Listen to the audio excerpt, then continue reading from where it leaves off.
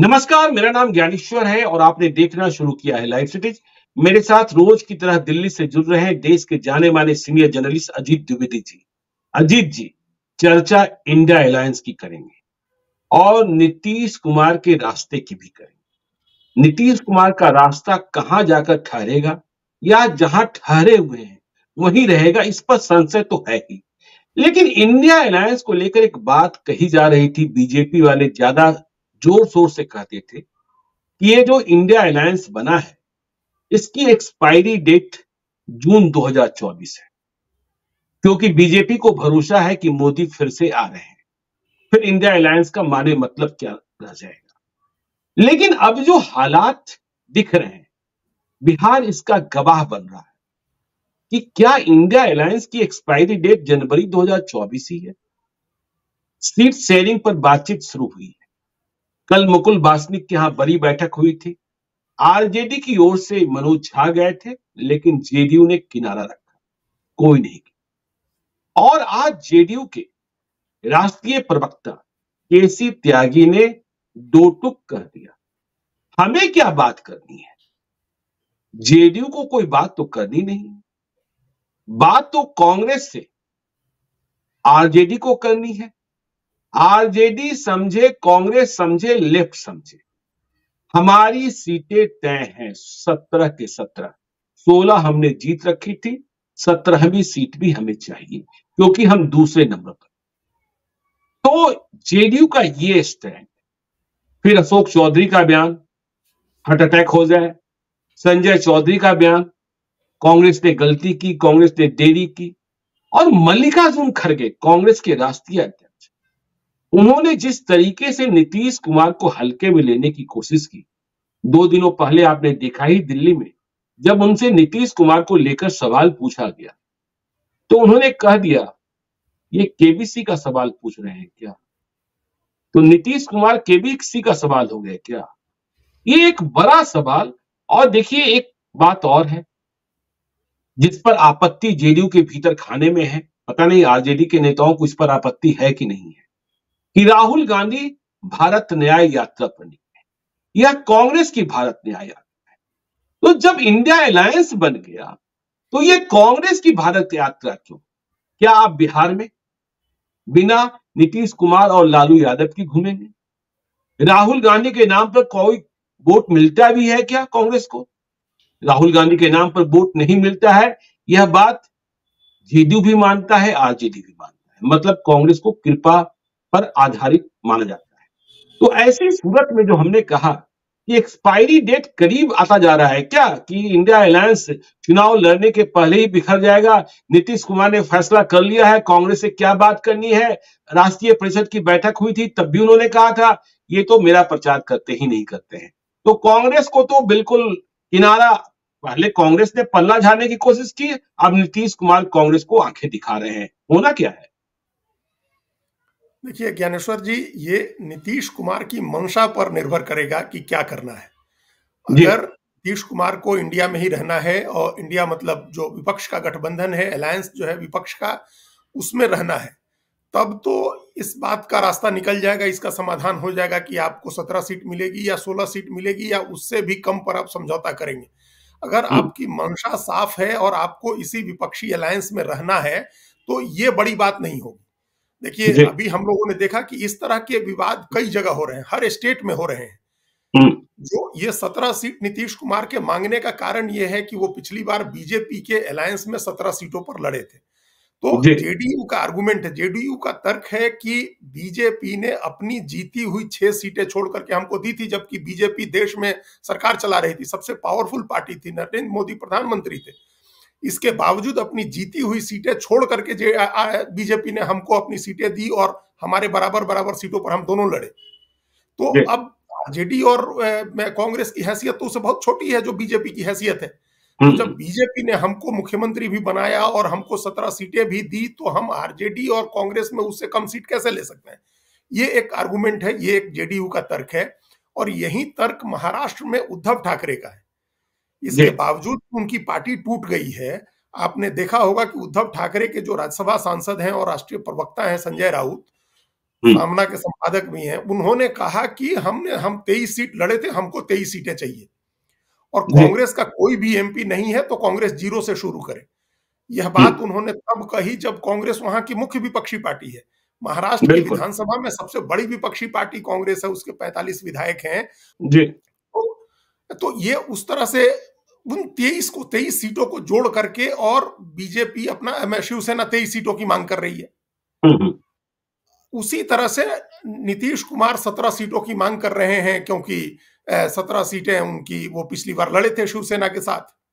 जी तो अब इस नहीं बीजेपी के साथ नीतीश कुमार हाँ, बीजेपी के साथ 17 सीटों पर लड़े थे, इसलिए जी वो कांग्रेस से और आरजेडी से 17 सीटें मांग रहे हैं। जैसे जी जिस आधार पर 23 सीटें शिवसेना मांग रही है महाराष्ट्र में। तो हम्म, लेकिन शिवसेना की मंशा ठीक है, उद्धव ठाकरे की मंशा ठीक है, उनको अपोजिशन के अलायंस में ही रहना है, तो वो अपने आप 23 से 19 पर आ गए जी और वो कुछ और सीटें छोड़ सकते हैं। अगर आपको अलायंस करना है, आपका मन अलायंस में है और आपकी मंशा ठीक है, तो आपके लिए 1-2 सीटें ज्यादा बड़ी चीज नहीं होनी चाहिए। फिर आप कंप्रोमाइज कर लेंगे, आप समझौता कर लेंगे। हम्म, लेकिन अगर मंशा आपकी दूसरी तरफ जाने की है, आपने मन बनाया हुआ है कि आपको ये अलायंस छोड़ देना है, आप अलायंस छोड़ने का कोई बहाना खोज रहे हैं, तब उस समय फिर उसका कोई उपाय नहीं है। जो लोग कहते हैं, जो जी एक कहावत है कि सोए हुए को जगाया जाता है। जगा हम्म, हुआ आदमी अगर सोने का बहाना करके पड़ा है तो आप उसको नहीं जगा सकते हैं। तो जी अगर नीतीश कुमार के मन में है कि हमको इनके साथ नहीं लड़ना है, इस अलायंस में नहीं लड़ना है, और दूसरी कई शिकायतें उनकी हैं, जो कई शिकायतें बहुत जायज भी हैं, और उस आधार पर उन्होंने अगर मन बनाया है, तब फिर इस मसले का समाधान नहीं निकलेगा। फिर वो 17 जी सीट लेकर के अड़ जाएंगे और मान हम्म, लीजिए कि आरजेडी और कांग्रेस अगर 17 सीट पर राजी हो गए कि ठीक है 17 सीट हम आपको दिए, तो फिर वो कोई दूसरा बहाना ले आएंगे। हम्म। छोड़ने का वो तो कह जिसका रहे हैं मन हो। कांग्रेस से हमको बात क्या करना है, कांग्रेस से बात ही नहीं करना चाह रही है जेडीयू। हाँ, तो वो फिर कोई दूसरा बहाना खोज लेंगे ना कि कांग्रेस ने हमको ह्यूमिलिएट किया, संयोजक नहीं बनाया। हम्म, जी मल्लिकार्जुन खड़गे ने कह दिया कि ये केबीसी टाइप का सवाल हो गया, या ये हम्म, जब कहा गया कि संयोजक कब बनाया जाएगा, तो उन्होंने कहा कि 10-15 दिन के भीतर, 10-15 दिन में इसका फैसला करेंगे। इसको लेकर के केसी त्यागी ने भी बहुत तल्ख बयान दिया। उन्होंने कहा कि ये 10-15 दिन तो बहुत लंबा समय होता है, इसका मतलब कांग्रेस जी बहुत सीरियस नहीं है इस बात को लेकर के। हम्म, सीरियस होते तो जल्दी डिसाइड करते। तो ये सब चीजें भी आ जाएंगी धीरे धीरे। अगर 17 पर राजी हो गए तो वो कोई दूसरी शर्त रख देंगे। हम्म, संयोजक बनाने की शर्त है, जिस पर हम लोगों ने अभी पहले चर्चा किया कि प्रधानमंत्री का दावेदार बनाने की शर्त रख देंगे। बिल्कुल छोड़ने का बहाना अगर खोज रहे हो, तो अगर मंशा हम्म, ठीक है, नियत ठीक है, इंडिया में रहना है, अपोजिशन के अलायंस में रहना है, तो फिर 17 सीटों की दिक्कत नहीं है। फिर 17 सीटें जो है वो 16 पर हो जाएगा समझौता, 16-16 पर दोनों समझौता कर लेंगे और उसके बाद जो बचेंगी सीटें वो कांग्रेस और लेफ्ट के बीच बट जाएंगी।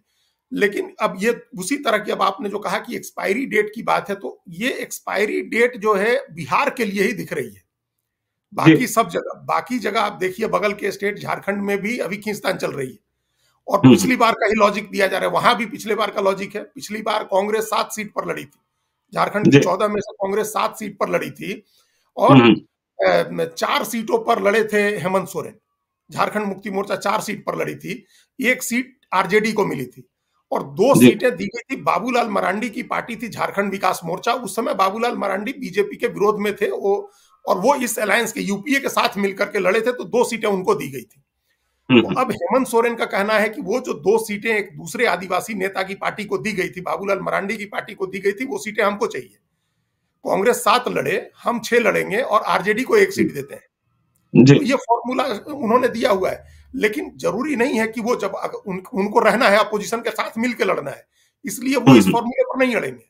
वो हो सकता है कि इस 2 में से 1-1 सीटें लेकर के वो 5 सीट पर राजी हो जाएं, कांग्रेस को 8 सीट दे दें और समझौता हो जाए, जी या कांग्रेस 7 ही सीट पर लड़े और उनकी 1 सीट लेफ्ट को दे दी जाए। जो हजारीबाग सीट कांग्रेस मांग रही है, वो एक समय लेफ्ट की सीट होती थी, भुवनेश्वर मेहता वहां से एमपी भी होते थे, तो एक हम्म, सीट लेफ्ट को दे दें तो रास्ता निकल जाएगा। अगर आपकी मंशा ठीक है, आपको अलायंस में रहना है, अलायंस को ब्रेक नहीं करना है, तो फिर सीटों की वजह से वो दिक्कत नहीं होगी, सीट का बंटवारा हो जाएगा।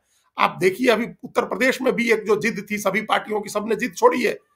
कांग्रेस 20 सीट मांग रही थी, अब अपने आप 10 सीटों पर आ गई है कि 10 से 15 सीट के बीच में बात कर रही है। कांग्रेस निगोशिएट कर लेगी। दिल्ली और 12 पंजाब में क्या सीटें, होगा। वही अब आ रहे हैं हम दिल्ली पंजाब पर। 12 सीटें राष्ट्रीय लोकदल मांग रही थी, वो 5 हम्म, सीट पर राजी हो जाएंगे। तो जी अलायंस में अगर मंशा ठीक है, तो सीटों की वजह से नहीं टूटेगा अलायंस, ये तय मानिए। आपकी आइडियोलॉजी ठीक है, प्रचार पर सहमत हैं आप, जो स्ट्रेटजी बनाई गई है उस पर सहमत हैं आप, इस बात पर सहमत हैं कि बीजेपी के खिलाफ 1-on-1 इलेक्शन करना है, तो फिर सीटों की वजह से दिक्कत, सीटों की वजह से परेशानी नहीं आएगी। अब आपने जी कहा दिल्ली और पंजाब, दिल्ली को लेकर के बातचीत शुरू हो गई है, आज बातचीत होनी है अभी उन लोगों की, कांग्रेस के साथ आम आदमी पार्टी की। अरविंद केजरीवाल ने 3 लोगों को ऑथोराइज किया है जो उनके चुनाव रणनीतिकार हैं, जो उनके प्रशांत किशोर हैं, संदीप पाठक को। संदीप पाठक पहले प्रशांत किशोर के साथ ही थे, उन्हीं के यहाँ काम जी करते थे, बाद में वो आम आदमी पार्टी का काम देखने लगे और पंजाब जीतने के बाद आम आदमी पार्टी ने उनको राज्यसभा में भेजा है। तो संदीप पाठक निगोशिएट करेंगे और उनके साथ दिल्ली सरकार के 2 मंत्री होंगे, आतिशी और सौरभ भारद्वाज, उनको रखा गया कांग्रेस के साथ अलायंस की बातचीत करने के लिए। और इसके बाद जब पंजाब की बात आएगी तो संदीप पाठक उसमें भी रहेंगे, लेकिन पंजाब के 1-2 नेता आ जाएंगे, जैसे हो सकता है राघव चड्ढा आ जाए और मुख्यमंत्री वहां के खुद हों। तो ये 2 बार में बातचीत होगी दिल्ली और पंजाब की। देखिए दिल्ली में क्या था कि विधानसभा में 0 सीट है कांग्रेस पार्टी, लगातार दूसरी विधानसभा, ये दूसरा चुनाव है जब 0 सीट है। लेकिन 2019 का जब लोकसभा चुनाव हुआ तो बीजेपी के बाद दूसरे नंबर पर कांग्रेस थी। राष्ट्रीय चुनाव में दिल्ली के लोगों ने कांग्रेस को ज्यादा वोट दिया था, आम आदमी पार्टी को 18% वोट था और कांग्रेस पार्टी को 22% वोट था। तो ये जो वोट तो ये 4% वोट ज्यादा मिले थे कांग्रेस को, क्योंकि जनता समझ रही है, जो यहाँ का कोर वोट जो है, प्रवासी हो या मुस्लिम वोट हो, जो आम आदमी पार्टी को वोट करता है, उसको भी लगता है कि राष्ट्रीय चुनाव में आम आदमी पार्टी का कुछ स्टेक पर नहीं है, इनको कुछ नहीं मिल रहा है, इनका 2-4 एमपी जीत जाएगा तो ये कोई बहुत असर नहीं डालेंगे। लेकिन कांग्रेस सीधी लड़ाई में है तो कांग्रेस को वोट करें। दिल्ली की 7 में से सिर्फ 1 सीट है दक्षिण दिल्ली की जहां आम आदमी पार्टी को ज्यादा वोट थे और बाकी 6 सीटों पर कांग्रेस पार्टी को ज्यादा वोट था। तो उस हिसाब से कांग्रेस मांग रही है कि हम ज्यादा सीट लड़ेंगे, हमको 5 सीटें दीजिए, और आम आदमी पार्टी 2 सीट लड़े। और सेम फॉर्मूला आम आदमी पार्टी का है कि आप 2 सीट लड़िए, हम 5 सीट लड़ेंगे। तो ये हो सकता है कि 4-3 पर कोई रास्ता निकल आए। अगर दोनों की मंशा ठीक है, दोनों को साथ रहना है, तो 4 सीट कांग्रेस लड़ जाए, 3 सीट अरविंद केजरीवाल लड़ जाए। ये इस तरह का एक फॉर्मूला ये लोग निकाल सकते हैं यहाँ लोकसभा चुनाव में। विधानसभा तो अलग अलग ही लड़ेंगे, वो सबको पता है। ऐसी पंजाब का रास्ता निकलेगा, वहां 8 सीटें पिछली बार जीती थी कांग्रेस पार्टी, जिसमें से 1 सीट अब गंवा दी है उसने बाई इलेक्शन में। जालंधर की बाई इलेक्शन जो हुआ था उसमें कांग्रेस के निधन, संतोष चौधरी कांग्रेस के एमपी थे और भारत जोड़ो यात्रा में ही उनका निधन हो गया था, तो उस सीट पर बाई इलेक्शन हुआ था, कांग्रेस हार गई वहां। तो अब 7 सीटें हैं वहां कांग्रेस की और 1 सीट है आम आदमी पार्टी की। तो इस 7-1 में क्या फॉर्मूला निकलेगा कि 13 सीटों में 7 सीट कांग्रेस लड़ जाए, 1 से 6 सीट आम आदमी पार्टी लड़ जाए। इसमें एक आध सीट ऊपर नीचे करके ये लोग अपना तालमेल कर सकते हैं, अगर अरविंद केजरीवाल की भी मंशा नीतीश कुमार की तरह नहीं है तो। देखिए मंशा का सवाल हम बार बार इसलिए उठा रहे हैं क्योंकि यही 2 नेता हैं जिन्होंने बिना अलायंस की मंजूरी के कैंडिडेट अनाउंस कर दिया। नीतीश कुमार की पार्टी ने अरुणाचल प्रदेश में कैंडिडेट अनाउंस कर दिया और अभी अरविंद केजरीवाल गुजरात गए तो वहां उन्होंने भरूच से अपना कैंडिडेट अनाउंस कर दिया, चैतार बसावा को, जो उनकी पार्टी के एमएलए हैं, आदिवासी नेता हैं और आदिवासी अधिकारों की लड़ाई लड़ते हैं, जेल में बंद है चैतार बसावा भी और उनकी पत्नी भी। तो इन दोनों को वो उन्होंने चैतार बसावा को कैंडिडेट अनाउंस कर दिया भरूच से। तो इसलिए मंशा पर सवाल है इनके। अगर इनको इनकी मंशा होगी कि हमको या तो बीजेपी के साथ चले जाना है या परोक्ष रूप से बीजेपी को फायदा पहुंचाना है या अकेले लड़के कांग्रेस को डैमेज करना है, अगर इस तरह की कोई मंशा होगी तब तो एक्सपायरी डेट आ जाएगी इन 2-3 राज्यों में। अगर मंशा ठीक है तो सीटों पर बातचीत हो करके और रास्ता निकल जाएगा। नहीं अजीत जी, ठीक है, आप कह रहे हैं 2-3 राज्यों की बात। देखिए, हम अधीर रंजन चौधरी, पश्चिम बंगाल में कांग्रेस के सबसे बड़े नेता, जब अभी पिछले 2 दिनों में वहां ईडी की टीम पर हमला हुआ तो अधीर रंजन चौधरी ने ममता बनर्जी की सरकार पर सवाल खड़े कर दिए और हम कहीं पढ़ रहे थे, उन्होंने कहा हस्तक्षेप की जरूरत है। तो अधीर रंजन चौधरी, इंडिया अलायंस की बात हो रही है, ममता बनर्जी पर ही सवाल पैदा कर रहे हैं, कहां से बचने वाला है ये इंडिया अलायंस? देखिए ज्ञानेश्वर जी, इंडिया जो अभी जो अपोजिशन का अलायंस है उसको भले इंडिया नाम दिया गया है और 26 पार्टियां उसमें मिली हैं, लेकिन उसमें कोर जो है ना वो 10-12 पार्टियों का ही है। जो कोर है वो यूपीए का है, जो पहले से यूपीए था वो इंटैक्ट रहेगा, उसमें कोई दिक्कत नहीं होनी है। जो कह रहे हैं कि वो बाकी राज्यों में जो नए लोग जोड़े जा रहे हैं वो नंबर्स पूरे करने के लिए जोड़े जा रहे हैं, यूपीए इंटैक्ट रहेगा। जो इंडिया फॉर्म बना था उसमें कई स्टेट में दिक्कत है, जो 2 स्टेट हम लोग डिस्कस किए, बिहार और आम आदमी पार्टी का स्टेट और आरजेडी जेडीयू का स्टेट, ये हम लोगों ने डिस्कस किया। देखिए इसी तरह से केरल में अलायंस नहीं होने जा रहा है, केरल में कोई अलायंस नहीं होगा, केरल में लेफ्ट और कांग्रेस दोनों अलग अलग लड़ेंगे जी। वहां कोई मिलके नहीं लड़ेगा, और ये इसलिए नहीं होगा कि उन दोनों में सहमति नहीं है, दोनों में खूब सहमति है, दोनों अभी एक दूसरे का विरोध भी कर रहे हैं। लेफ्ट ने कहा है कि राहुल गांधी को चुनाव नहीं लड़ना चाहिए वायनाड से, क्योंकि उसको पता है कि राहुल गांधी वायनाड से चुनाव लड़ेंगे केरल में तो फिर कांग्रेस को फायदा होगा, कांग्रेस का जो अलायंस है मतलब यूडीएफ जो है वहां यूनाइटेड डेमोक्रेटिक फ्रंट को फायदा होगा। पिछली बार इस यूनाइटेड डेमोक्रेटिक फ्रंट ने केरल की 20 में से 19 सीटें जीती थी और लेफ्ट को सिर्फ एक सीट मिली थी, तो वो दोनों आपस में लड़ रहे हैं। लेकिन वहां तालमेल इसलिए नहीं करेंगे क्योंकि जैसे तालमेल करेंगे अपोजिशन का पूरा स्पेस बीजेपी को मिल जाएगा, जो अभी 11% वोट पर खड़ी है उसका वोट 25 से 30% पहुंच जाएगा, सीटें भले ना मिले एक भी लेकिन उसका वोट 30% पड़ जाएगा। इसीलिए अनिवार्य रूप से कांग्रेस और लेफ्ट को केरल में एक दूसरे के खिलाफ लड़ना है ताकि बीजेपी न बढ़े। उनको पता है कि सीटें हम दोनों के बीच ही बटेगी, जो एक कहावत है हम लोगों को, कि वो मतलब घी कहाँ गिरेगा तो दाल में गिरेगा, तो लेफ्ट को मिले या कांग्रेस को मिले वो सीटें वहीं होंगी, वो केरल में ये होगा। वही स्थिति ज्ञानेश्वर जी पश्चिम बंगाल में, पश्चिम बंगाल का मामला बहुत ट्रिकी है, बहुत संवेदनशील है, बहुत बारीक है, बहुत गंभीर है। इसको सिंपल इस तरह से नहीं देखा जाना चाहिए है कि वहां लेफ्ट और कांग्रेस आपस में लड़ रहे हैं और लेफ्ट और कांग्रेस और ममता बनर्जी आपस में लड़ रहे हैं, ये वहां मामला नहीं है। वहां बहुत बारीक मामला है वोट का और बहुत संवेदनशील मामला है। पिछली बार जो लोकसभा का चुनाव हुआ था ज्ञानेश्वर जी 41% के करीब वोट आया था बीजेपी को और 43.3 या 6% वोट था ममता बनर्जी, 5% वोट का फर्क था। और कांग्रेस और लेफ्ट दोनों अलग अलग लड़े थे तो दोनों को मिला करके 12% वोट आया था। अब अगर कांग्रेस और लेफ्ट भी ममता बनर्जी के साथ जुड़ जाते हैं तो सोचे किस लेवल का पोलराइजेशन होगा, किस तरह का ध्रुवीकरण होगा वहां हिंदू वोट का। और तब क्या कोई बीजेपी को रोक पाएगा?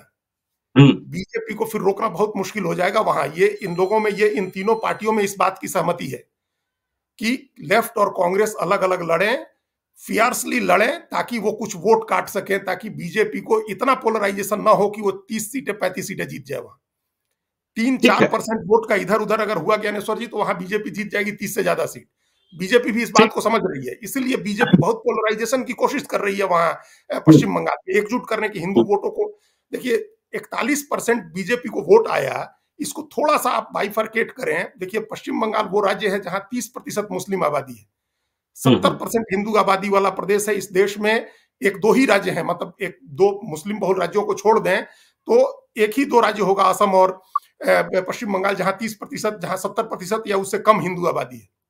तो 70% हिंदू आबादी है और वहां बीजेपी को 41% वोट आया है। इसका मतलब कि 60% हिंदुओं ने बीजेपी को वोट किया है।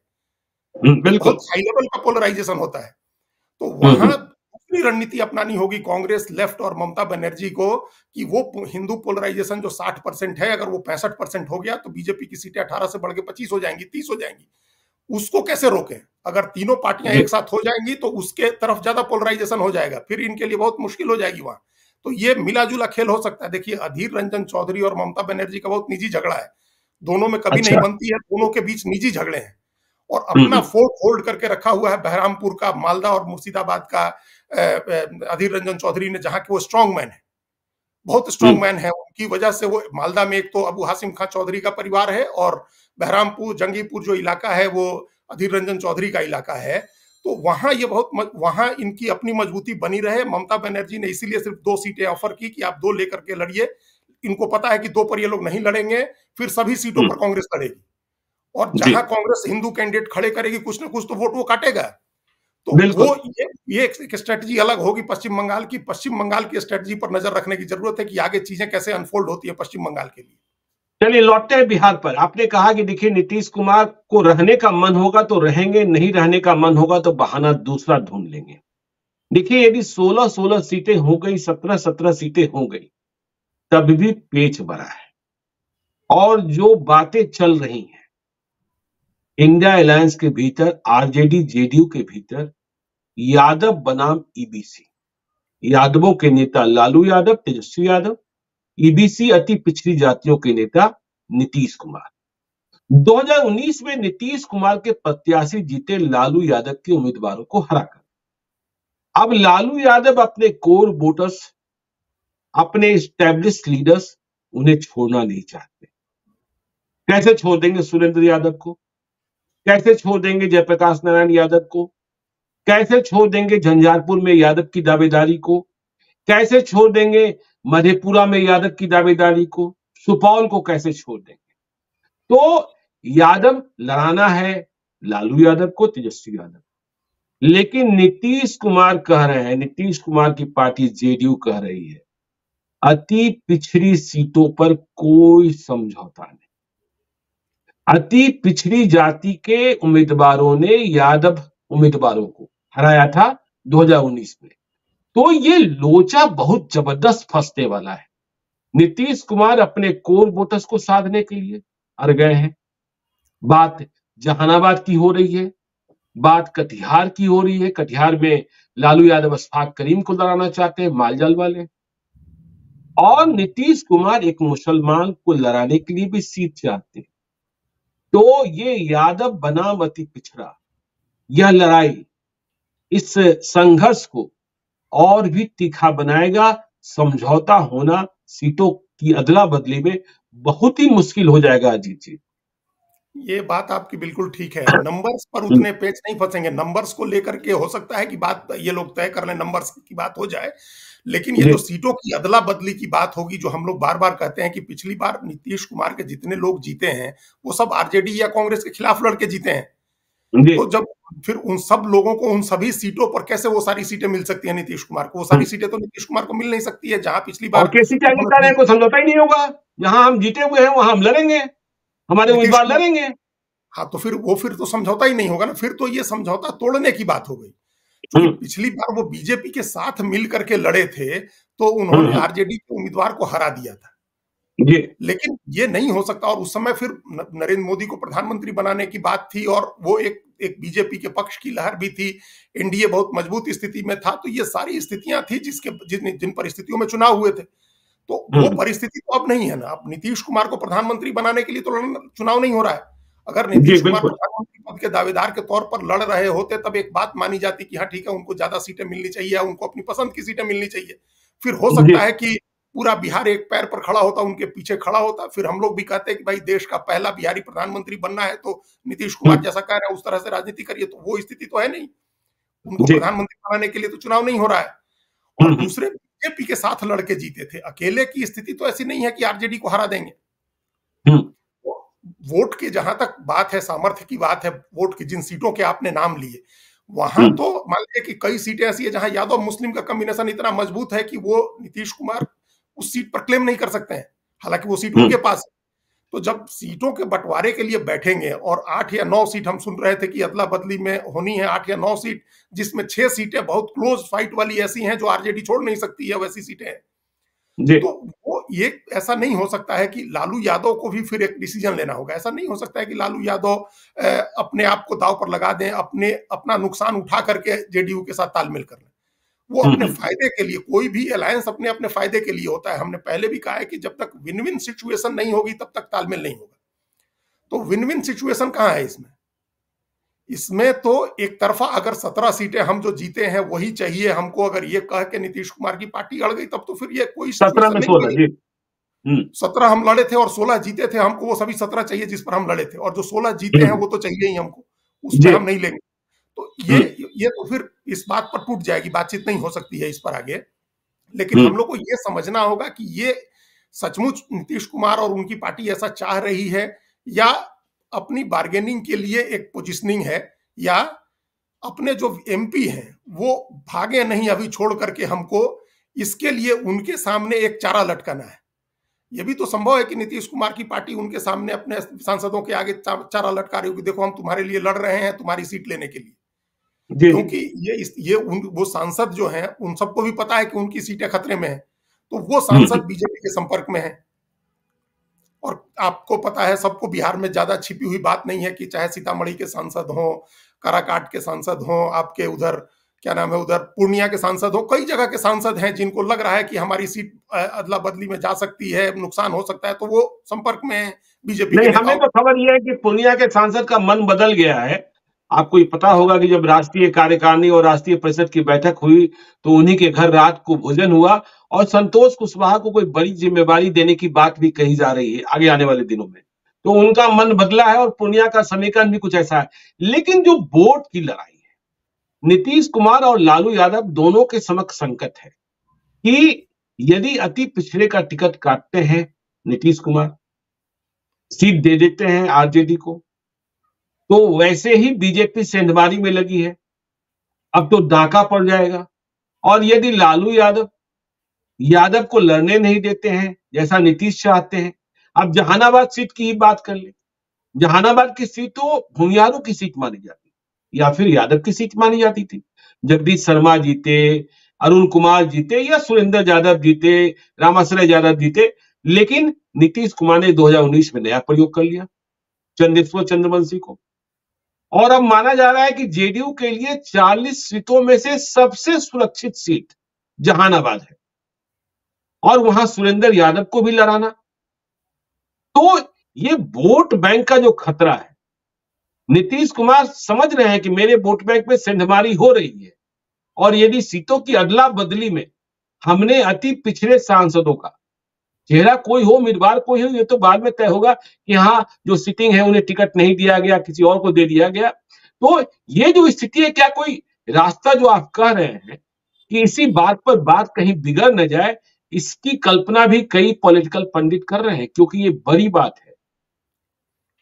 देखिए, वो एक बात तो हम लोग सब लोग कई बार हम लोग चर्चा कर चुके हैं कि यादव और मुस्लिम के नेता लालू यादव हैं और अब उनके उत्तराधिकारी तेजस्वी यादव हैं। उसी तरह से पूरे बिहार में अत्यंत पिछड़ी जातियों के नेता नीतीश कुमार हैं। अब जी, चाहे जैसे भी हुआ हो, उन्होंने नहीं बनने दिया या ऐसे इमर्ज नहीं हुआ, कोई अति पिछड़ा का नेता इमर्ज नहीं हुआ। हम्म, जो जिसका पैन बिहार, जिसकी पहुंच हो, पहचान हो, तो वो नेता नीतीश कुमार है। और हम्म, वो वोट हमेशा उनके साथ रहता है। उस वोट का बड़ा बड़ा हिस्सा हमेशा नीतीश कुमार के साथ रहता है, क्योंकि वो नीतीश कुमार में अपनी सुरक्षा देखता है। और जी, अभी जो जाति की गिनती हुई, उसमें भी ये आंकड़ा आया कि 36% वोट है अत्यंत पिछड़े का। हम्म, तो ये वोट नहीं छोड़ सकते हैं नीतीश कुमार, ये उनकी ताकत है। और बीजेपी यही वोट उनसे लेना चाह रही है। इसी के लिए बीजेपी ने, आपने देखा कि गैर यादव पिछड़ा और अत्यंत पिछड़ा जो है, उसी पर नजर है बीजेपी की। जी, और वो बिल्कुल, नेता अभी विधान परिषद में जो हरी सहनी को नेता बनाया गया, वो भी एक इसी तरह का दांव था। तो ये एक हमेशा जो है गैर यादव पिछड़ी की पॉलिटिक्स, पिछड़ी जाति की पॉलिटिक्स बीजेपी करती है। और इसी वजह से सम्राट चौधरी, कुशवाहा समाज के बड़े नेता, उनको प्रदेश अध्यक्ष बनाया, फिर उनकी जगह विधान परिषद में हरी सहनी को नेता बनाया। तो ये जो गैर यादव पिछड़ा वोट है, उस वही नीतीश कुमार की ताकत है, वही नीतीश कुमार का वोट है, लौह कुश और अत्यंत हम्म, पिछड़ा। और उसी में जी, बीजेपी पॉलिटिक्स कर रही है। तो नीतीश हम्म, कुमार को पता है कि वो हमेशा के लिए वो वोट गंवा सकते हैं। अगर जी, एक बार वो वोट चले गया और फिर इर्रेलीवेंट हो जाएंगे, फिर तो नीतीश कुमार की का क्या मतलब होगा। अगर इस बार फिर लोकसभा का चुनाव, वो अपनी अत्यंत पिछड़ी जातियों की सीटें अगर आरजेडी के खाते में चली जाए और कोई ऐसी सीट उनको मिले जहां उनका समीकरण न बनता हो, वो हार जाए चुनाव उनका कैंडिडेट, फिर तो वो वोट बीजेपी की तरफ शिफ्ट हुआ ना, फिर शिफ्ट हो जाता है वोट, बिल्कुल, तो उसको वापस लेना बहुत मुश्किल हो जाता है। इस बात को हम्म, नीतीश कुमार समझ रहे हैं और लालू यादव भी समझते हैं। इन दोनों ने कितनी मुश्किल से कांग्रेस का वोट और बीजेपी जनसंघ का वोट जो पुराना था, उसको अपनी तरफ खींचा था। खासतौर से हम्म, नीतीश कुमार, ये सब तो कांग्रेस के वोट थे। मुस्लिम का वोट, दलित का वोट, तो मुसलमान वोट आरजेडी की तरफ गया, दलित, महादलित फिर नीतीश कुमार अपने साथ ले आए। वोट चले जाने का खतरा हर नेता के आगे सबसे बड़ा होता है। ये आप देखिए, हर जगह ये दिखा, हर जगह ये पूरे देश में आपको ये ट्रेंड मिलेगा। तो अपने उस जी, वोट को बचाने के लिए, जो अत्यंत पिछड़ा का वोट है, उस वोट को बचाने के लिए नीतीश कुमार ये स्टैंड ले सकते हैं कि आरजेडी के साथ तालमेल खत्म कर दें। क्योंकि फिर जैसे ही वो तालमेल खत्म करके बीजेपी के साथ जाएंगे, उनको कोई परेशानी नहीं रहेगी। जितनी सीटों की हम लोग बात बिल्कुल, कर रहे हैं, वो सारी सीटें हम्म, उनके खाते में ऑलरेडी हैं। वो सीटें उनके हम्म, खाते में रह जाएंगी। वो जिसको वहां से लड़ाना चाहें वो लड़ाएंगे और अपना हम्म, वोट भी उनके पास रह जाएगा, जो आगे विधानसभा चुनाव में काम आएगा। उस वोट को बचाना सिर्फ लोकसभा के लिए नहीं जरूरी है, आगे विधानसभा चुनाव में वो वोट इनके साथ रहे, वो ज्यादा जरूरी है। क्योंकि जी, उनका सब कुछ दांव पर तो लगेगा अगले 2025 के विधानसभा चुनाव में। तो बिल्कुल, ये बिल्कुल, नंबर नंबर ऑफ सीट्स जो हैं, उससे ज्यादा जो सीट का कौन कौन सी सीटें हैं, ये ज्यादा इंपॉर्टेंट हम्म, है। उसकी बात होगी तो उसमें पेंच फंसेगा, उसको निपटाना फिर दोनों के लिए बहुत मुश्किल होगा।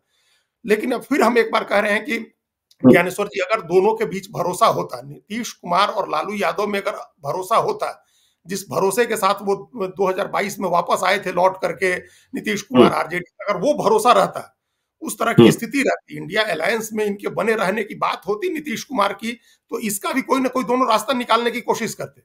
जी, लेकिन वो भरोसा, तो वो लगता है कि वो भरोसा ही टूट गया है ना।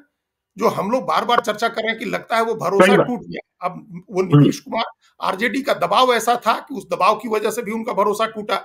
इंडिया अलायंस में जो अनदेखी हुई उससे उनका भरोसा टूटा। उनकी पार्टी को जो तोड़ने की चर्चाएं हुई, जो कोशिशें हुई, उनकी वजह से उनका भरोसा टूटा।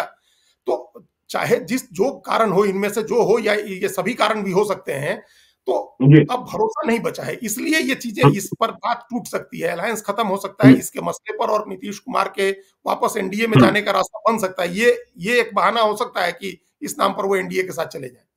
नहीं, एक और चीज देखिए ना, ठीक है कि आरजेडी के जो नेता फिर से प्रलाप शुरू करती है, हिंदू मतों के ध्रुवीकरण का पुनरीक्षण का प्रयास जो चल रहा है वो चल ही रहा है। और देखिए, नीतीश कुमार के बारे में कहा जाता है वो मध्य मार्गी है, वे बिल्कुल कट्टरवादी नहीं है। लेकिन जिस तरीके से बीजेपी को तो ऐसे बयान सूट करते हैं। चंद्रशेखर, बिहार के शिक्षा मंत्री, ने आज फिर से कह दिया मंदिर जो है मानसिक गुलामी के प्रतीक है, और वहां बैठने वाले लोग षड्यंत्रकारी हैं। बिहार सरकार की दूसरी मंत्री अनीता देवी ने कह दिया जो मंदिर है उगाही के केंद्र है। इस पर जेडीयू ने भी तीखी प्रतिक्रिया दी। जो इमोशनल कार्ड है, आरजेडी ऐसा कर अपने ही वोट बैंक को, चाहे वो वोट बैंक आरजेडी का हो, चाहे वो वोट बैंक जेडीयू का हो या फिर कांग्रेस का हो। अजीत शर्मा की भी प्रतिक्रिया आई। चुनाव के ठीक पहले इस तरीके के बयान, जब देश में रामलला को लेकर अयोध्या में 22 तारीख को प्राण प्रतिष्ठा होनी है, आरजेडी के नेताओं का यह बयान हिंदू भावनाओं को आहत करेगा और बीजेपी को फायदा नहीं पहुंचाएगा। ऐसा क्या आपको नहीं लगता है?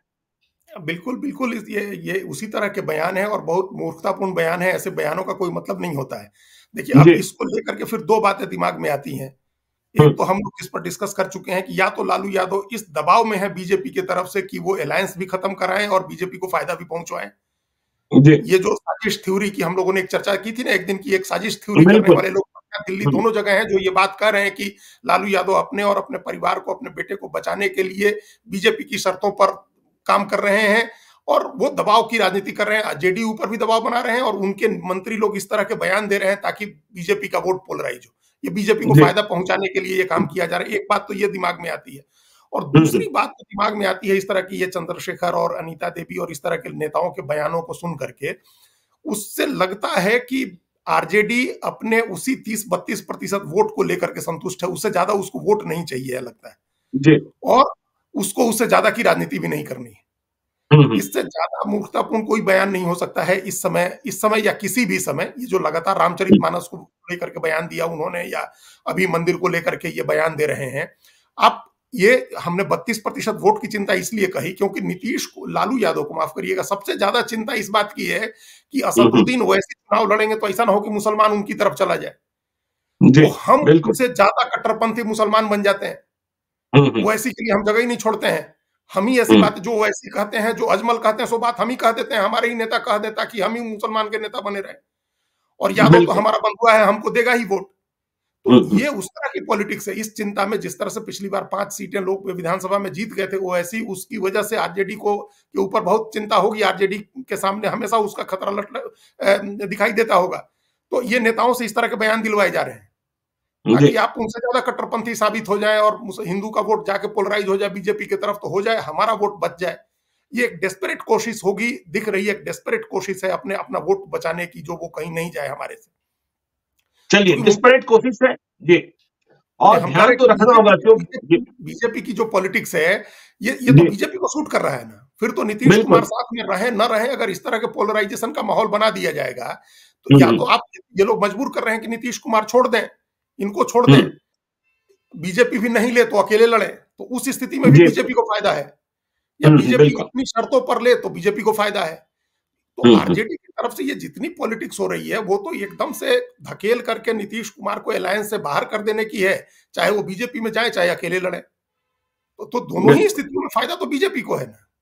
तो ये क्या फायदा बीजेपी को जी, तो फायदा बीजेपी को है, और जेडीयू कांग्रेस से नाराज है, बातचीत करने से इनकार कर दिया गया है कि हमारी सीटें हैं।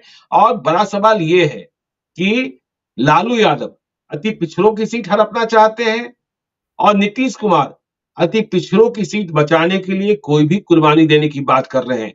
तो बिहार की सियासत में अभी बहुत कुछ होना है, इस पर हम बने रहेंगे, लगातार चर्चा करते रहेंगे। आज की बातचीत के लिए अजीत द्विवेदी जी को धन्यवाद। और हम अपने दर्शकों से चलते चलते कहते हैं कि यदि अब तक आपने हमारे यूट्यूब चैनल लाइव सिटी को सब्सक्राइब नहीं किया है तो जरूर कर लीजिएगा। और यदि इस वीडियो को आप फेसबुक पेज के माध्यम से देखें तो पेज को लाइक कीजिएगा, ट्विटर पर भी हमें फॉलो कीजिए। धन्यवाद।